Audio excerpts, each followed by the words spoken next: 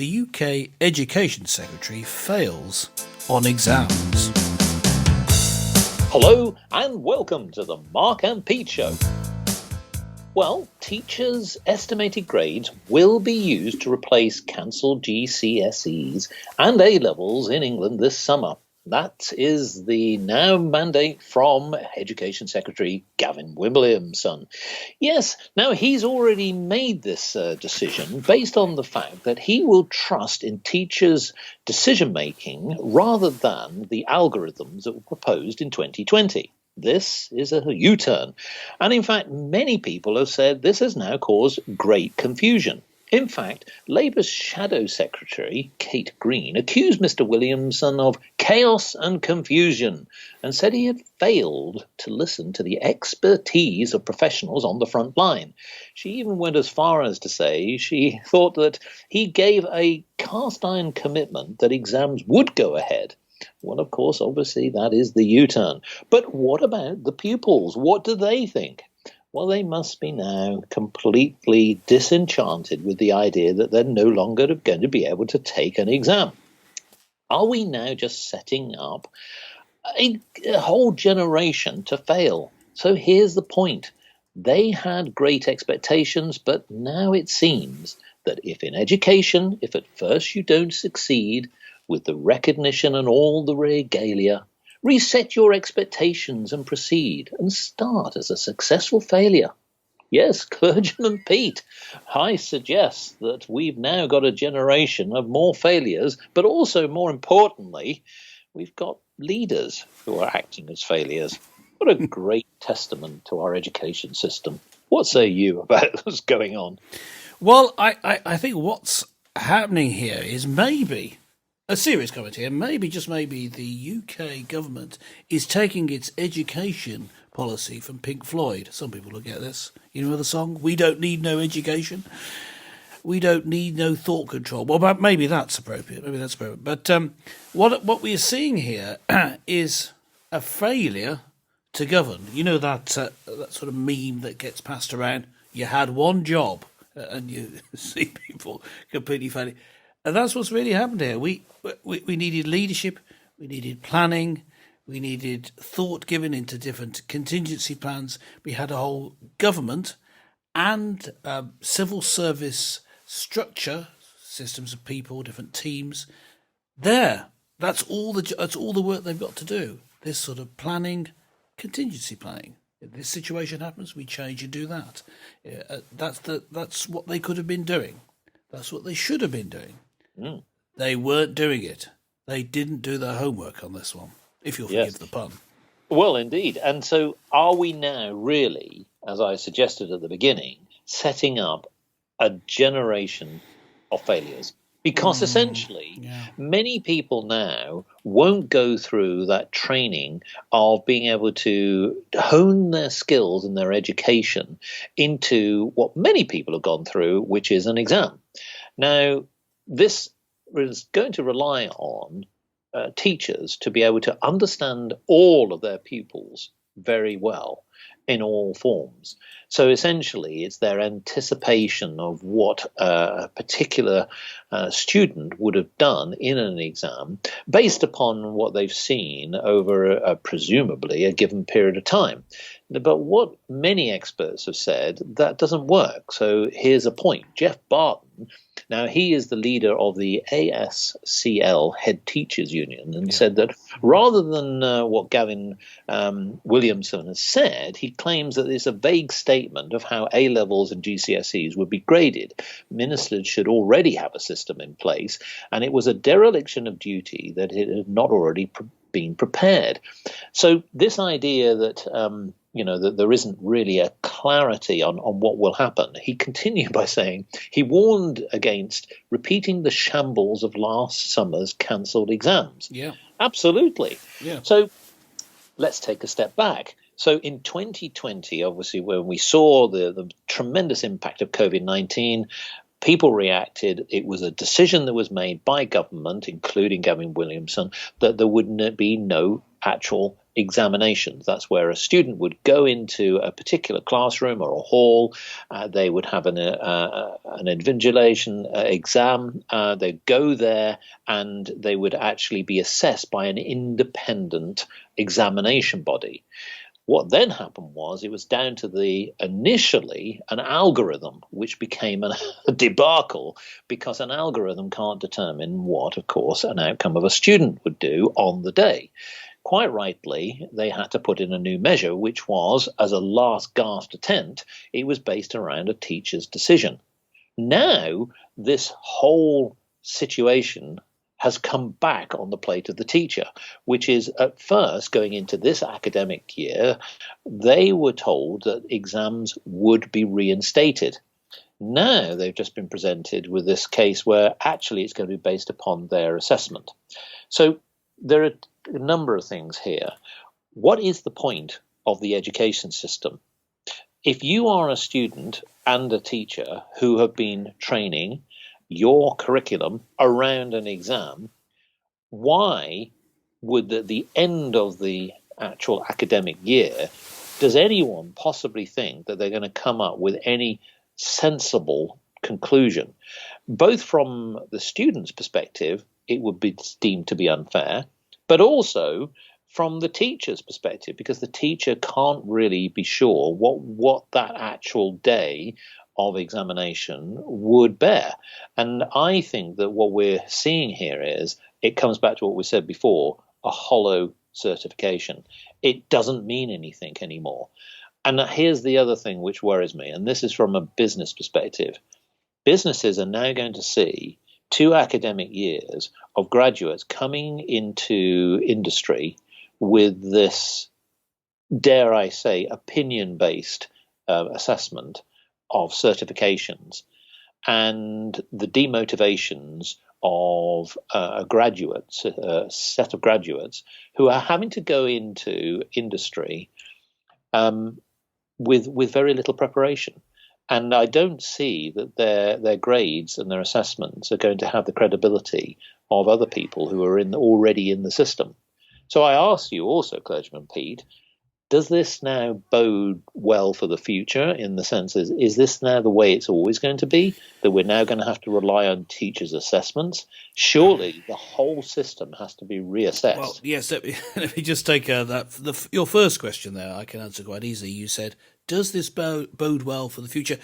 But to which I would, I suppose, respond with a hollow laugh. No, I won't do that. But you can just imagine it, gentle listener, because that's the way this has been handled doesn't bode well for the future, because it shows I suppose what we might call the endemic ineptitude of our government, that they just can't plan. And as I said earlier, that's their one job, planning, coming up with policy, implementing it. What else are they meant to be doing? So what we have here is something that doesn't bode well for the future, because we can see the government reacting at the last minute each time. But going forward, what does this change in the education system mean? Is it going to be a permanent change? Well, whether it's permanent or not for the system, it's going to last a bit. Permanence is an odd idea. I mean, it's not going to be things change anyway. If you talk about 20 years down the line, things would change anyway. But if you talk about for the people going through the education system, for the children, students going through it now, yeah, it's going to have a permanent effect on their career. And next year, can we see anything different happening? Well, maybe not, because it seems to be the same thing all the time, reacting to events that you knew were going to happen. Now, perhaps I could just say, Mark, what I think should happen then, what I think should have happened, and what should happen. Now, we on the Mark and Pete show have been going on about the fact that COVID-19 as a disease was seasonal. This was denied to start with, but yes, it is seasonal. Others say, oh no, there's a second wave of a pandemic. Well, you're playing with words to say that, really. I mean, technically, it's not a second wave. It's simply a seasonal increase that's going to happen every year from now on. It's not going away completely. It's gone away as a pandemic, as it's not going completely out of control, but it is putting pressure on the NHS, etc. Now, whether or not lockdowns work is another question. And I, as you know, gentle listener, if you follow what I've been saying, I don't think they have any effect. Just looking at the data, they have little to no effect on the spread of the disease. But that's not. But if you, as a government, like our government does, believes that lockdown does work, how should you implement them with regards to schools? What should you do? Well, you should plan in advance. Everyone said whether they thought that it was a second wave or they thought it was just a seasonal increase. Everyone thought there'd be a huge increase in cases this winter. I thought it. The government thought it. All different scientists thought that it would happen. It has happened. So why lock down at the last minute? Why not have plans for what was going to happen with schools? Why not have contingency plans? Why not just have contingency plans for exams, but actually have plans in place? Now, we've thought of a way of doing it such that even if we're in full lockdown, it can happen. And that's what should be happening now. You could say, look, we're planning the lockdown now. If you're going to do lockdowns, I'm saying don't. But we're planning whatever measures they're going to take now for the winter of 2021. Let's go that far ahead. Let's plan the exams in the summer, the next year. Let's be planning the 2022 examination process. Now, what I'm saying is something that I don't see the current government doing, but that is what they should do. Well, again, I think this is all about planning. And it's not as though that COVID-19 suddenly sprung upon us, folks, it's been around in the January 2021. It's been around for a good year now. So here's what we think that could have happened. There are different approaches. We're going to tackle them. The most obvious one would have been bearing in mind that it could have taken a little bit of time to orchestrate this, but there are plenty of schools, public buildings, establishments, and many venues that could have been requisitioned or assigned to orchestrate examinations. We know that there needs to be social distancing with the appropriate practices, but it didn't take anything away from the fact that having exams could still have been implemented. This reaction to try and lock down everybody, especially children. And here I'm going to argue that the government themselves are saying, well, actually, it doesn't affect children in the same way as it does adults.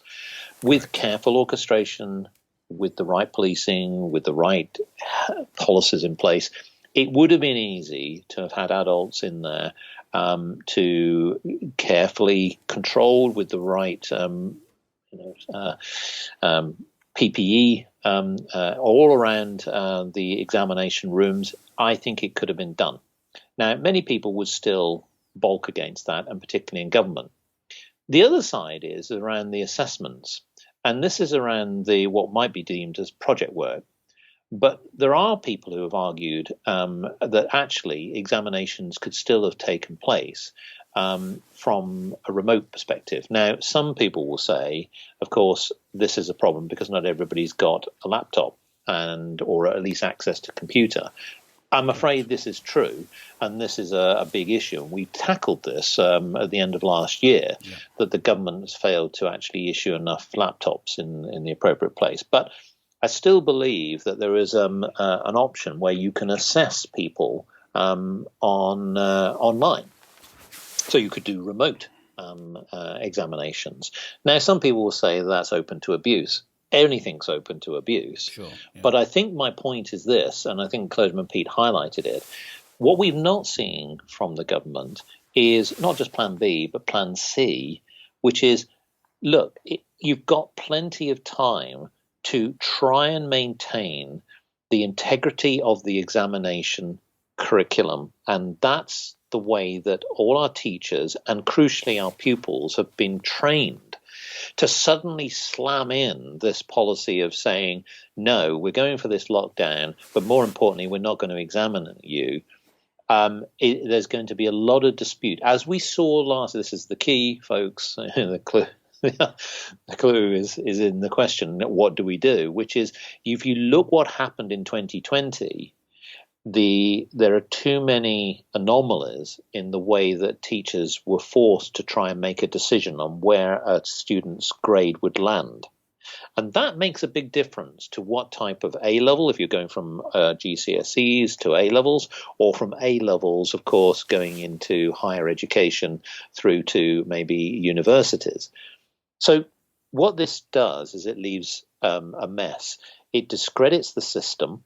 And I'm going to pose another point here, Clergyman Pete, and I think we sort of talked about this before we started the show. What is the real motivation here by the government? Because we've talked about education over the years. It seems that this isn't the first time that they seem to have neglected their duties. Yes. Are they really serious about educating British citizens?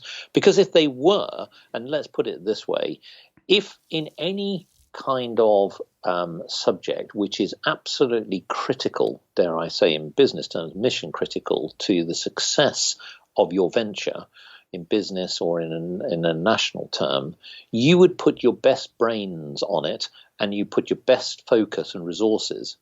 We haven't done that in education. No. And I can only but suggest here that we definitely not got the best brains running it at this moment. You can see where that's going. And at the same time, we're not putting the best policies in place, and we're certainly not putting the resources in place. So are we really saying actually that we're failing our students? And I think my conclusion is we are, because I cannot see how we can recover from this. It's going to take a lot of money and time to scrape up this mess. The chaos and confusion is an immediate result, but what is the long-term effect that this will have on our nation? So what's your thoughts on that? Well, talking about the failure of government to really develop a proper education system. If you go back to the 70s, the Prime Minister, James Callaghan, yes, who wasn't Prime Minister for that long, and you may say that he didn't achieve that much, but one thing he did achieve was he set into process something that was to become our current national curriculum for schools. In fact, he started the process of it with people going back to basics, and it just so happens that as a result of his work, and when he started it, it took a long time to work through the system. By the time that I started teaching years ago, the national curriculum had just come into place. Yep, and it was a hodgepodge of new ideas, old ideas, because it had become a political decision what you were taught. Whereas the original concept of having a national curriculum was not just to make it national, was to try and make it to go back to basics. How do you learn? Why are we teaching in these particular subject areas? They're just traditional. How do we actually assess how people are doing and start from basics and come out with a proper thought out education system? Now, I would say that there's the main problem with this, and this may be unpopular. I would say the main problem with this, well, actually, there's two. One is government's rubbish at this sort of thing. I think we've just said that. Secondly, I think we've established. Secondly, having a national curriculum is not necessary. The innovative nature of people all over the country was sort of flattened by having to have a national curriculum. Of course, independent schools are able to opt out of that, but the majority of schools are under this pressure to conform to this national curriculum, which applies across the board. I think both are a mistake. I applauded the innovation of starting from scratch, coming up with new ways of teaching. I think it should be handed over to teachers and schools to develop. I don't think that the government is any good at this, and I think they should hand it back to the people. I think they should stop running schools. Yes, well, that's long term. That's long term. But I mean, what should they do now? Well, as I said, I think if they're going to run them, they should plan properly. I mean, that's a separate issue. But what going forward, long term, what would actually sort things out? Allow people in local areas to run their own schools, and give them more freedom to develop the systems and how they examine it. I mean, you don't have to all fit in with the same education system. You don't have to fit in with the same examination system. You don't have to do that. Of course, pupils need to be able to decide which school they go to, or rather their parents do. That's an important feature of that. You have to allow people to travel a bit to go to the school of their choice. Now, these days, that would be easier, of course, especially if all the teaching is online. But we're hoping against hope that that won't always be the case, at least not all year. Well, yes, indeed. Now, we do know that the watchdog Ofqual is drawing up proposals for an alternative way of deciding results. Yeah. Now, this is good because, this is where I do believe independent bodies can add value. Now, in this particular case, is how do we best try and get to the integrity of the qualifications that could be used for jobs and staying in school or university places? But I think that maybe we should turn it to our listeners. Now, listeners, what do you think about this situation? The government has said that due to the COVID-19 pandemic, it's going to enforce this lockdown. We're in that situation. Of course, therefore, it means that the decision has been made that GCSEs and A-levels are not going to go ahead with the examinations. Are you riled by this? Are you a teacher? Maybe you might be one of our younger listeners. Maybe you're a pupil. We'd love to hear from you on this subject. What are your thoughts? What do you think should happen? And also, most importantly, what do you think should happen for that future generation? How should we cope with this? COVID-19 almost certainly is not going to go away. So what does this mean for education? Why not log on to markandpete.com and let us know your thoughts? Well, we hope that at least for those people who are in education, whether you're a teacher, whether you're a pupil, probably less so in government, but hopefully we will come to a satisfactory conclusion. Join us next time for more topical topics with Clergyman Pete and Businessman Mark.